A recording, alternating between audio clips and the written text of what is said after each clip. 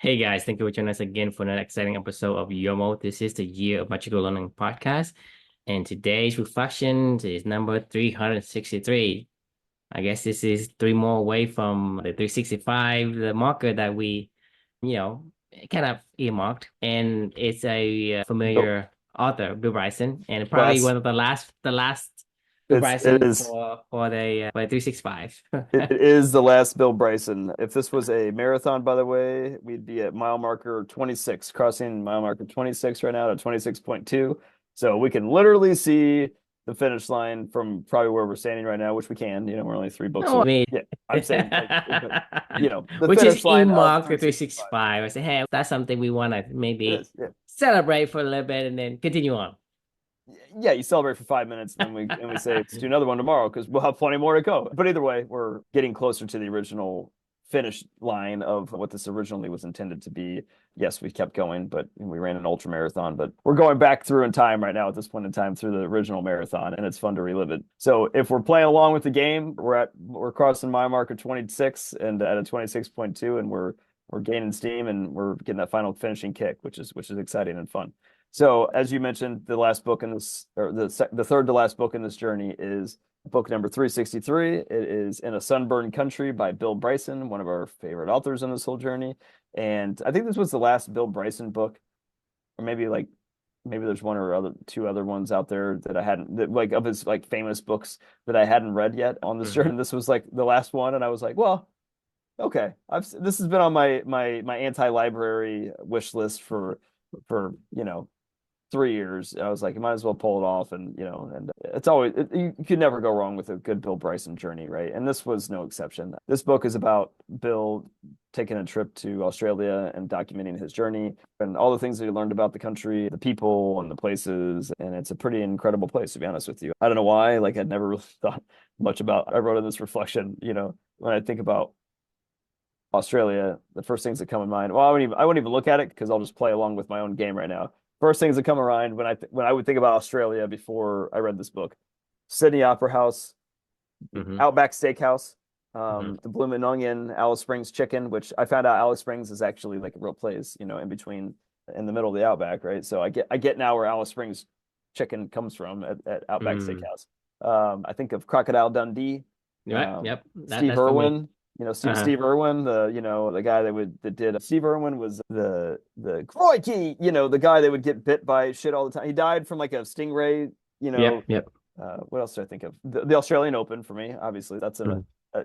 for tennis, right? And I always do think of their athletes, like their summer games, like the Olympians, like their pool game is strong. Like they're always really good swimmers. They're always really good tennis players, So they're athletic people. And then the Great Barrier Reef, like that's about all that I know of when I think of Australia. After learning about this, after reading this book and learning more about the country, it's almost like comical. Like it'd be like talking about the United States and going, oh yeah, the Empire State Building and the Golden Gate Bridge and Texas. Like, you're like, yeah, but there's a lot more to America than just that, right? So anyway, it was a fun journey with Bill as always, and he makes learning always a blast, and I learned a lot about the country. The thing that actually I found the most interesting personally about Australia that I learned in this book was, do you know how Australia started as a The modern prison. history? Huh? As a prison from UK. That's exactly right. It was a penal colony, right? They sent their prisoners over from the UK, and I think a lot of people know that. No. Exactly. but but like this is what kind of blew me away. I thought, well, actually, let me ask you this question. Would you assume that Australians are proud or not proud of that? Of being Founded as a penal colony and their origin of their roots of their I country. think they would be proud of it. They are not proud of it. And I heard that and I was like, it's like a source of it's like a really sore spot for Australians. And I heard that and I was like, why? I was like, why would they not be proud of that? And then as Bill started to talk more about why they weren't proud of it, I was like, that does make a lot of sense actually. So I hadn't really thought about it. This is why the origin story, this is where it got me thinking, right? If you actually thought about what happened with these people that got sent over from the UK, they were shipped away from their homeland to a place around the world that nobody even knew where they were going to arrive or not. They just got shipped on a boat and they were like, hopefully you end up somewhere. Then, if you were lucky enough to make it to this island as a outcast, never seen your family or friends ever again, you walk onto an island where literally it is one of the most harsh environments on the planet, and there's no civilization there or any established anything, and they're tasked with trying to figure out how to survive this entire journey and this entire adventure. They're literally left on an island to never see anybody ever again and thrown out onto the end of the wilderness to survive. It's like if you were like Bear Grylls or something like that. If you were an unlikable Bear Grylls and they just chucked you out into the forest, dropped you out in a helicopter in the middle of like Siberia, and we're like, hey, figure it out, bro. That's pretty rough, man. That's not cool. A lot of them died. A lot of them didn't survive the journey. A lot of them didn't survive trying to establish themselves in a very unforgiving country and landscape. And yes, clearly a few of them did, and enough to survive and thrive and grow a civilized community that it is today. But that's not something that they were proud of their ancestry. In my view, I think they should be proud of it, because the thing is, yes, they have been giving this sentence, but whether or not they're going to be brought in prisons in England or getting shipped to Australia, but the proud moment is the ability to overcome all the things that you talked about. So you're jumping the gun of my origin stories. This is what it got me thinking about is origin stories and how you see it, but maybe not somebody that survived it sees it. I think it's just perspectives. It is. There's a very important. I mean, you think about my perspective, right? Like for me to go from Vietnam to the United States and say, "Oh, I hate that." No, I thought I was the millionaire. I was a lucky lottery winner. I would assume you would have hated it. Would assume I hated my families over there, and I feel blessed to be here. So again, it is very much so about perspectives, right? And that's what this is about, is the origin stories. That is the reflection of this. A couple months before I finished this reflection, I had visited, I think it was 2017. I've been to Hawaii probably 5 times in my life. Up until 2017, of the trips that I had gone to, I think there was like 3 other trips before that, I had never gone to Pearl Harbor. So during that particular trip, I wanted to make it a point to stay on Oahu, go to Pearl Harbor, and go experience that experience, right? And the interesting thing that I saw when I visited Pearl Harbor was I didn't really care. It was kind of just a tourist attraction, and on a beautiful paradise day, right? I don't mean that to be offensive to anybody of what happened at Pearl Harbor. I understand the historical significance of the event, but the personal significance to me was more like, oh, this is just a tourist, attraction. It's interesting to see it and move on, right? Like, and that was about my thoughts that I had on Pearl Harbor.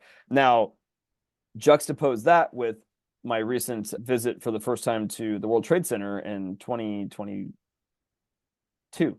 I had never been to the World Trade Center site in my life, right? And that site, walking through the 9/11 Museum and the former World Trade Center site location and going underground. Have you ever been there to the World Trade Center Museum? No, I have not. That experience, I could barely keep from bawling my eyes out. I wanted to almost vomit, honestly, when I was there. And I got really angry, actually, because there was a lot of foreigners that were walking around taking it in as a tourist site. And I was like, this isn't a fucking tourist site. A lot of people fucking died here, and like a lot of lives were changed here, and a lot of trauma happened on this spot, right? So I'm saying, who allowed the tourists to be there? Anybody. I mean, anybody's allowed to. No, but no, it doesn't matter. Doesn't matter if you say this. It's not for tourists. The people won't come. You made it that true. Way. I mean, I don't think that you could ask somebody. I don't know how you would ascertain somebody's tourism, desire to want to tour. I mean, I was a tourist. I don't live in New York. I mean, I was a tourist in New York. I go to Area 51 and be a tour. Can you stop me from being in Area 51? No, you cannot. Why would you be able to walk Area 51? You know what Area 51 is? Yeah, that's where the New Mexico, right? Roswell. Mm-hmm. Yeah. Mm-hmm. Well, okay. So what I'm getting at is, what was the big difference between my experience at Pearl Harbor and my experience at 9/11, or at the World Trade Center site? I guess in Pearl Harbor, you didn't really get emotional, but for New York, because it was far, I guess it didn't align with your emotions. I didn't live through it. I didn't experience it. I viscerally remember everything about 9/11. I viscerally remember where I was, what I was doing, what my friends and I were talking about, how watching the news all night long as crying, like, and thinking what the fuck is going on, and like, being angry and being sad and my friends going off to war. And, I mean, I remember I saw this stuff. I felt these feelings. I lived it, right? Like that was the difference. I didn't feel, you know, the attacks on Pearl Harbor and World War II and ramifications of that. None of that touched my life in any way, shape, or form. And I was a tourist, right? Like versus 9/11, But that it was that, did. But it but it did. did. But this is It what just it's just your perspective is what you hold on to as your anchor, right? You're yeah, anchoring something that you say, well, I have this feeling and I can't let it go. It's not to say that Pearl Harbor did not have an impact on you. Actually, Pearl Harbor has a more of an impact on you, on your life, than the other thing that you feel so strongly about. I agree. You're going exactly where I was going with this too. Is like, here's the thing that I think that we forget about all events that happen. There's always an origin that you don't understand. So even when you walk into the most beautiful garden, that beautiful garden maybe 500 years ago was torched by a wildfire or whatever, and it was charred. Everything that you see in this world at one point in time was probably built on pain, suffering, and trauma, and rebuilt, and then rebuilt again, and then rebuilt and built again. Like the difference is, it's perspective. Exactly what you just said, right? Like people might see this journey that you and I are on. We're on book 363, reflection 363. We're having fun, we're joking around, we're laughing, we've been experiencing a great time, yada yada yada. But this is built on fucking an atomic bomb in my life, right? That like I can't forget it and I will never forget it. But like I I don't want people to forget the origin stories of where these things come from. I'm not saying that we have to live in that moment for every moment of our life, but at the same time, like always respect, when you walk into a beautiful garden, like, because I think this journey has been pretty beautiful that I've put together with this whole entire experience and what we've gone through. And somebody just taking it in, they have every right to take it in however they want to take it in. I'm saying that like the learning should be always remember that when you go somewhere that's that you appreciate, like there's a lot of a story to it than and like places like Australia, when you see beautiful cities like Sydney and Melbourne and whatever, like at one point in time these were dudes that were exiles that were fighting for their life, coming over on a slave ship basically. I mean, like it there's a lot of pain and suffering and trauma that went into that too. And before that, there was probably a lot of pain and suffering that even went to the people that lived there before. And before that, and before that, and before that, like we could go on and on and on. I guess have just reverence in general is my lesson, of where there was always something that came before you, and it was always usually built on trauma and pain and suffering. But at the same time, it shouldn't take away from enjoying the beauty of it. But always just remember that there is origin stories behind these things, and they need to be respected and understood and taken into account, I guess. But yeah, I'd love to get your thoughts. Well, I think it behooves you to take that in as an origin story and decide whether or not that aligns with you and how you use it to better yourself. But as far as I'm concerned, I don't think it matters at all. If it doesn't align with your core value, it doesn't do anything for you, I right? agree. I Because mean, you can say, I'm hey, not forcing somebody to care. I mean, right, you said you it can't. yourself. They can take in however they want to take it. You can't control that. But from a perspective, this is my life. If you like it, you like it. You don't like it, you don't like it. And if you don't like it, I don't care. Right. My life should not change because of someone else's. This is the thing I kind of want to get across. It's perspective. You are responsible for 90% of all your misery. Your misery comes from your ability or inability to let go of something, right? Because to me, is one of the things that you, like I said before, is if you can do something, that doesn't mean you should. Focus on the thing that makes you better. Yeah, you can control the atomic bomb that hits you, but at the same time, with the atomic bomb came out the ability for you to see a different level, a different perspective, and that thanks to your daughter. And I can't say that it's better this way or that way. I can't say that at all. But at the same time, it's your perspective. How did you take it? Right. If you take it in a way that it aligns with you and behooves you, then that's great. But don't follow somebody just because they say something is great or they say something is bad. Be your own judge. Judge for yourself versus taking in a person's perspective.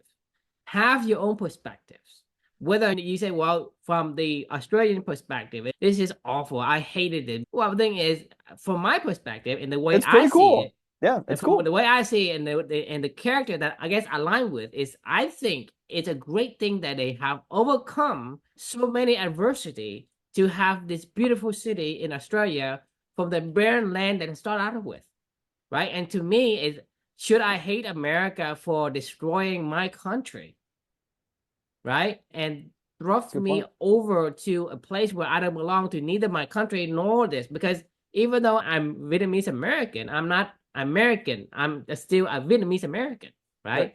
But at the same time, if I can't let go of that fact, how could I enjoy my life?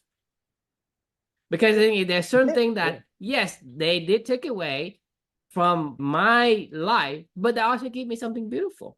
And I can't say that they did it on purpose. They did it because they want to preserve the way of life. It's democracy. Because to me, if I think through the logic of the American president never trying to preserve democracy, then communism will run rampant. There's always the pros and cons. There's always the sun and the moon. There's always the yin and yang. The way the world is all today is because it's balanced. Because half the world are kind of communism and half the world are democracy. So they kind of balance each other out. But if one dominates the other, you're gonna have a very, very different world, and you may not like it. Right. But the thing is, you are just part of that cycle, and you can't hate the cycle. You can't hate your life because you were born, right? You think about people say, "I hate my life because I was born. I don't want to be born." But to other people, say, I love my life because I got to be born. There's people that I've heard this from many of current generation thoughts in modern day time, in modernity, I guess, if you will, of I don't want to have children because I don't want to bring them into this world, and because they don't like this world kind of thing. Like, and to But what at you the just same said, I time, mean, you say, hey, it's not your children. I deny you the lottery, Yeah, right? Because I don't want you to have the lottery because money is bad. I'm not gonna give you money because money is bad, right? You right, think about, but let's say you have $1 billion. I say I'm Bill Gates or I'm whoever it is, and I'm gonna not gonna give you the money because our money is bad, right? right, That's your perspective. It's not your kid's perspective, right? right. Perspective is different. It's not, you can't project on anybody. Like, I mean, you're spot on. Like, somebody might see this journey and go, I think this is really, people have told me this many a times actually on this whole thing. Like, it's kind of inspirational to see what you and Amelia have done. And I don't want to hear that, to be honest with you, because it's not inspirational. Like, I'm not inspired by it. If anything, I'm so very much so traumatized by what my family has gone through and what Amelia went through and what my life is today. I think about it 50 times a day. I don't know how many times a day, whenever I want to have more children with my wife, right? And I see pictures from Amelia and Luca's experience in the NICU, and I go, I don't want to do this again. I don't want to be strong. I don't want to put my children through that again. Perspective, right? It It's is. your Yeah. choice. It's what you align yourself with. And that's what I'm saying is that's the only thing you can do.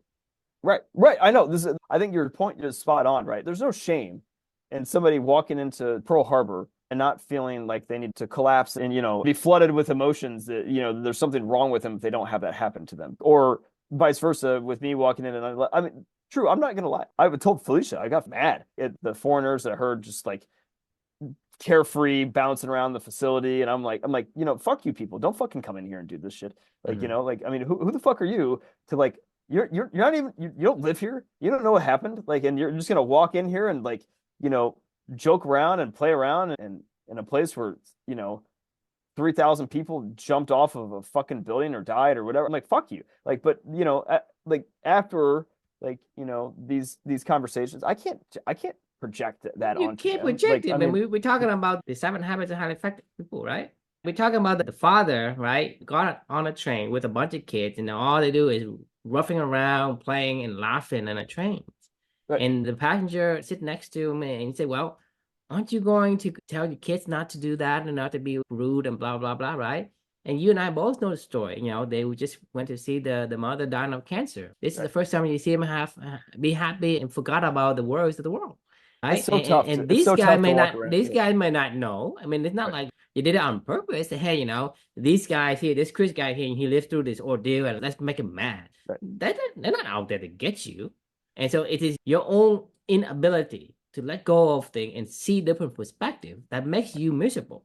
It's not It goes them. both. You're right. It goes both ways. I remember writing about the story that I think about all the time of walking down the street like a day or two after Amelia had passed away, and Felicia's, it's a nice day outside in early spring in the Midwest, which everybody wants to be outside. People are passing back and forth on the street because we live right on the street from a park, and families are passing us back and forth as they go to and from the park. And it's a beautiful day. And this is the first time that I was able to get Felicia to leave the house, and to do anything, to even eat or move or whatever. I mean, like we couldn't do anything, right? Like, and like she's bawling her eyes out. I'm walking with my eyes down at the ground, but like the thing is what you're getting at is And like then you're gonna see somebody come over and punch you in the face, right? yeah, They're wrong because they didn't understand the story. They didn't understand the perspective. but it goes both ways though. Like I can't get mad at somebody else for not knowing my Of life course you either, can. right? Like I mean, so it it's important to respect that everybody has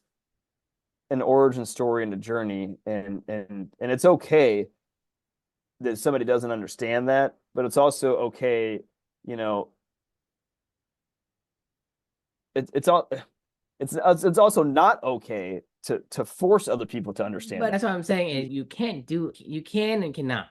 Right. Because what I'm saying is you can't force them, right? And you can't force them to understand the origin story, and you can't force them to understand your story either. But at the same time, that doesn't matter. None of that matters. The only thing that matters is how do you take it?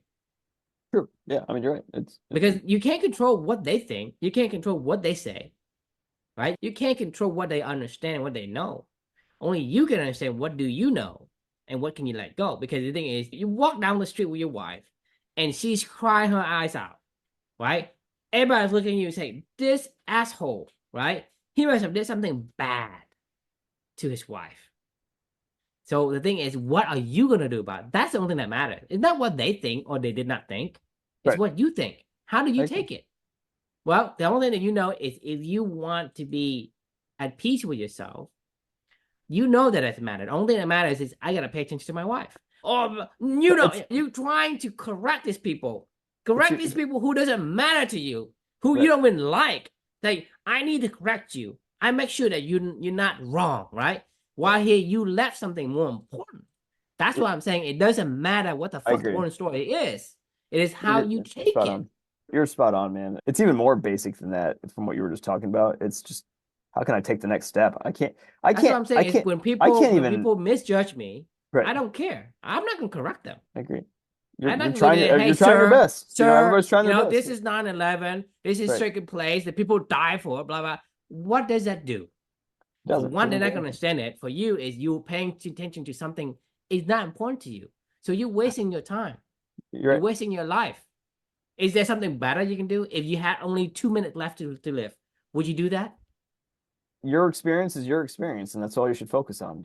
Like I totally agree. I think it's important to have perspective both ways. But what I'm hearing you say is perspective is really hard. Like if it's not your own perspective, the only perspective you can control is yours. The only perspective you can know and understand is your own. You can't ever understand somebody else's perspective. Exactly. So you can't use it. You can't use this perspective, right? Because it's only used for your perspective. It's like, okay, if you feel miserable because you are a person and you get outcast to the world, blah blah blah, right? Okay, great. You be miserable. That's fine. You feel miserable. But if I go to my life, I go over here, right? And I say, well, these people is the one that basically created a war between communism and democracy, and it basically happens to fight on my land, and now I get the collateral damage of blah blah blah, right? I hate Russian and I hate American, right? If I can do that, right? Sure. But what would it do for me? From that perspective, I'm looking at my core values. Okay, what do I want? Do I want to make a dent in the universe, or I don't? In my case, I don't. So I don't give a fuck about whether or not I correct people. The American took away something, but they give me something that I like even more. And what happens in the past is not that they had intention on doing it. They're just trying to preserve their way of life. And that's a perspective that I would never have and will never have.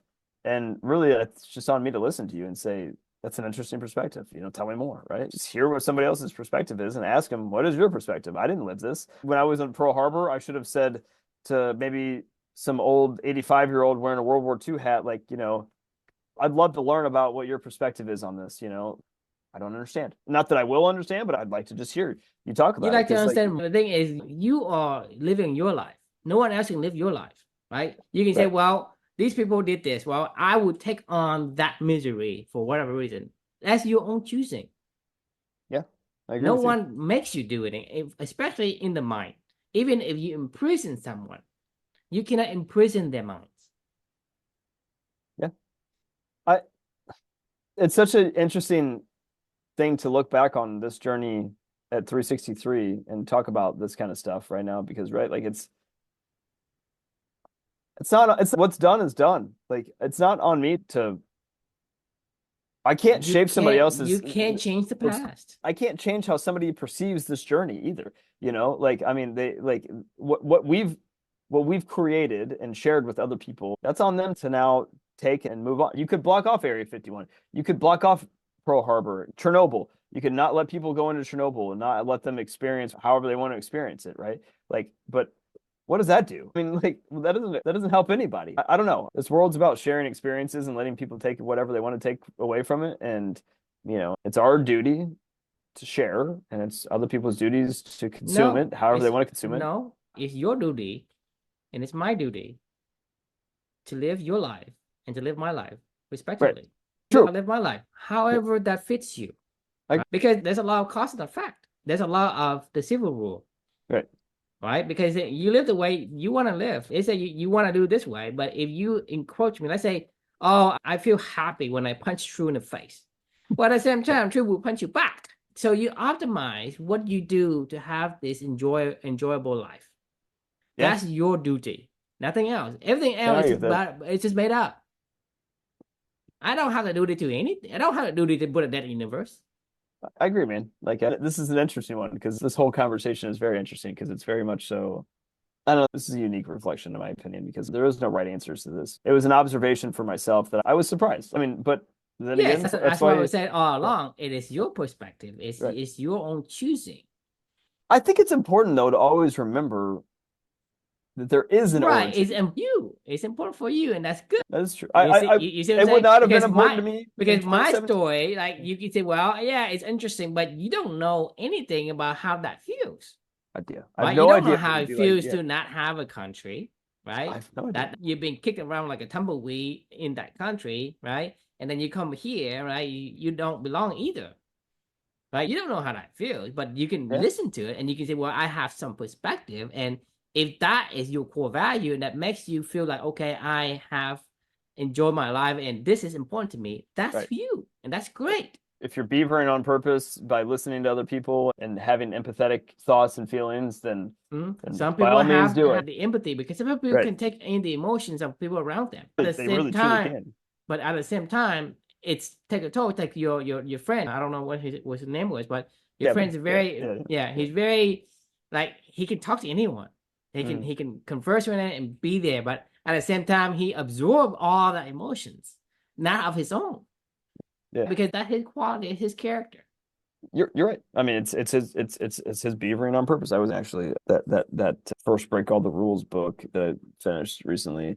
Mhm. The idea of beavering on purpose. They talked a lot about talent, right? So they called talent in this book was reoccurring patterns of recurring thoughts, patterns, or feelings or behaviors. Sorry, recurring recurring thoughts, feelings, or behaviors is or better known as habits, right? Like, Mhm. it is your talents, right? What your habits are the things you're talented in, right? Talents begets your habits. That's exactly what this is. But if you Yeah, can't talk that well and you can't articulate what you're thinking, right. how can you create habits? You can't do that. You Your can't. talent begets the habits. That's exactly what they said too. And not only that, to your point of empathy, I can't understand because I'm not an empathetic person. As a matter of fact, I can't even understand the meaning of the word empathy. To be honest with you, I've struggled with this for a really long time. And somebody that was empathetic would be like, "What do you mean you don't understand what empathy is?" Like, that's stupid, Chris. No, I don't understand it. How could you ever fucking know what I feel? Like, I don't understand how that's even possible. But that is a fundamental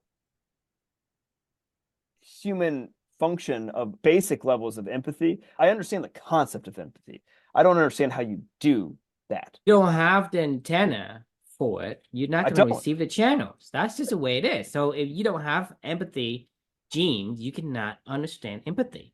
Neither do I I. can't. I don't understand empathy either, I right? can't walk into Pearl Harbor and feel anything. All I felt was the Oahu Mountains and Pearl Harbor Bay staring, and I'm like, man, Hawaii is gorgeous. That's all I felt when I was there. I mean, I couldn't feel anything, you know? And I'm sure if I went to Auschwitz, I probably wouldn't feel anything. I probably would feel this is pretty fucked up because I think it's fucked up, but I don't know how I would feel about it. I don't read the Diary of Anne Frank and feel like I was trapped in an attic fighting for my life with, as a 13-year-old girl. I don't feel that. Like, I don't know. I'm not an empathetic person. So to Uh, this, most people aren't. There's a small but this is population who are like telepathic, right? There's some people, populations who are doctors and nurses. You and I both know we can't do that shit, but there are people who can. So I there's agree. no That's way it. for me to go and be in a place of no man's land. I Well, can't do no, that because no, I no don't have fucking that way. gene. I But you wouldn't. I mean, cannot do that either. no fucking way. Like, I mean, I talk about nurses. Like every nurse that Luca or Amelia ever had. Like, I don't even know how to. I But said to them, you imagine they are the one that lives with you, have at least a part of your atomic bomb, right? it did Not only you, but I mean other people just like you. hundreds They of people are living the atomic bomb every single life, part of it, every all life, day, every day. but Yeah, yeah, yeah. have the ability to do so because that's who they are. Because I otherwise they wouldn't be able to do the job. And so couldn't. They wouldn't even survive. you can't continue on another atomic bomb like that. You wouldn't be able to last. I just told you, I don't want to call it PTSD because that's not the right word. I have serious apprehensions about even wanting to to potentially have more children, even Yeah. though I want more children. I have serious apprehensions of wanting to do it where to the point in time where I'm like, I don't think this is worth it. Like, but to your point of what you just said, like, as a nurse, they'd be like, "What are you talking about? I can handle this. I can handle this all day But long." they And I'm need going, to. I can't. They need to. They actually need to because without the ability to care for people, they feel like they're useless. They can't function because that's who they are. That's who they Right. built. That's what I'm saying is you can live your own life. That's I all you I can do. I agree with you. This goes back to balance, being on purpose, a lot of stuff that we talk about all the time. You're right. Look, if you want to feel, feel. If you don't want to feel, don't feel. That's up to you. Don't That's who you I are. can't force people, Right. right? And I Right. can't force you to have my perspective, right? Oh. Perspective. You I don't don't want want it. my perspective. I can have a lot of empathy if I actually experience what you experience. Like I will have a ton of empathy for people that have But you don't have the antenna to receive it. no, You're no, no, just no, no. missing that I'm part. saying if I've literally experienced what you've experienced, I have a lot of empathy. If it's just an idea and a concept that you're telling me about, like you telling me about a war going on in your country and leaving your country and yada yada, like that's for But me. that's not really empathy No, it's not. That's what I'm trying to say. because you just trigger your own emotional experience. This is that I've struggled with this concept of empathy for so long because I'm like, I don't understand it. Like, I can't only empathize with somebody if I truly understand what they've gone through. That's the only way that I know how to empathize with somebody, but I wouldn't call that empathy. I would call That's that not empathy. It's like it's when you not. call say, hey, can you copy this for me? Therefore, it's a copy, right? No, it's not how copy works. Empathy I is the ability to take something and agree. transferring it over and experiencing it. That's empathy. That's the definition of empathy. But because you I can't say, know. well, I haven't experienced it before, I'm just going to regurgitate the experience back and say, oh, okay, that was what. That's not empathy. You didn't understand anything. You didn't transfer anything. I agree. That's why I said I don't understand the concept of empathy. Like I literally You don't cannot understand. understand. I don't understand empathy because we don't have it. I agree. It goes back to this whole entire conversation of the origin stories of I don't care. I mean, I guess I really don't care, I mean, I care about somebody that understands. Like, I think it's important for me to understand there is an origin story, and I'm totally happy with learning about the origin stories. But it will never emotionally It should change not how have I changed feel. you. That's what I'm saying is it should not change you for who you are. You gotta be who you are, not who you want to be, right? Then you say, well, let me be more mindful of the origin story and become something else. If it's I not agree. you, and if it makes you better, then great. Then think about it because that aligns with your core values. If knowing the origin story and understanding the origin story and respecting the origin story aligns with your core value and makes you a better person, a better you, but it's still a you, then Right. yes, that aligns with you, then go ahead and do that. But you Agreed. can't force people to get, well, you need to understand the origin story. You need to take it to this account, you take another account, you need to fill this. You're telling me how I should play, the piano, because this is how you learn it, right? Well, Yep. I learn differently. We talk about this throughout the journey, is everybody is uniquely themselves, and they have to adhere to the obedience of the makeup of their gene. That is the only way to enjoy life. That is my hypothesis throughout this journey that I've learned, is you cannot escape your genes You can't. expectations of what you got to do, right? This is what you call fate. If Yep. you're short, you cannot become, Shaq O'Neal. You just can't, right? Yep. You No, I just mean, can't. you can't. Your talents. You don't choose your talents. Like You don't. you just are talented. Like so. This is what I was writing about, and this is we gotta cut it off here because we could probably talk about this further. We could start a whole other YOML right now, and I don't want to do that. But like You gotta be careful though. I know, right? If you asked me to shut up for an entire day, could I do it? I don't think It would be difficult. and even if I And it'd could, be torture. I would be miserable. Yeah, exactly. This is something I've fought with my entire life. There's been times where I'm like, if only I could just shut the fuck up. But knowing what you know now, you should ask this question: why the fuck do I do that?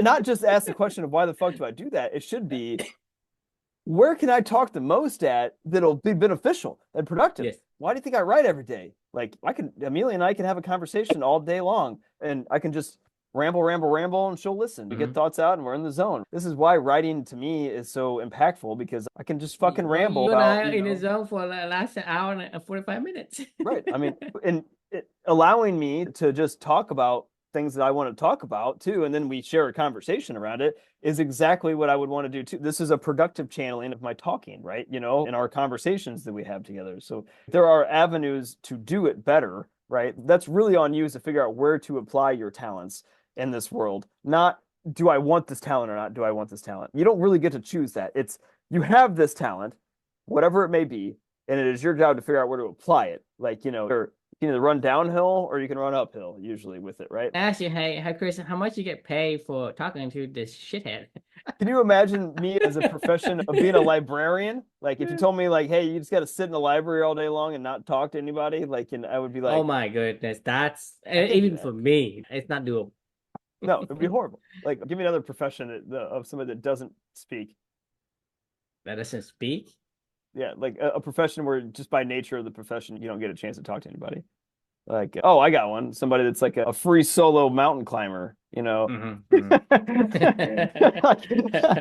be out there going like, fuck we doing up here? Like, and they're like, who are you talking to? I'm like, myself, I guess. I don't know. Sucks. The Wilson guy from the movie. Wilson, a truck driver. That'd be the worst job. Unless I could talk to somebody like on the radio, but then they'd be like, shut the fuck up, Chris. Like, I'm trying to drive. Like, I'm trying to focus on driving. Right. All right, anyway. Yes, truck driver is not for me either. Okay, all right. So let's put a pin on this one for 363. Any final thoughts? I don't. We'll get more to go, but still. Last two. All right, question we can leave for everybody is, how can you strive to understand the full story in your daily interactions? So just having the perspective of knowing that there is more to it, at least inquiring about that, using your talents to understand, if it aligns. Fair enough. No one give a shit. I don't give a shit. I'm sorry. No, It's not to be mean, right? To say, hey, I have a self-esteem. It's, whatever. If you and I come across and it benefits me, then yeah, I'll participate. Right. And you will participate too if it aligns with you. You can be really nice and participate, but it will stop. It will stop at some point. But if it aligns with you and it benefits you and me together, right? You and I will climb that well forever. You think about you and I pushing against our backs, right? Against the well to continue up, benefits me, benefits you. You and I can continue to climb that well. All right. We'll see y'all tomorrow as we round out the final 0.15 miles of this journey. Thanks for joining, and we'll see you tomorrow. Good night.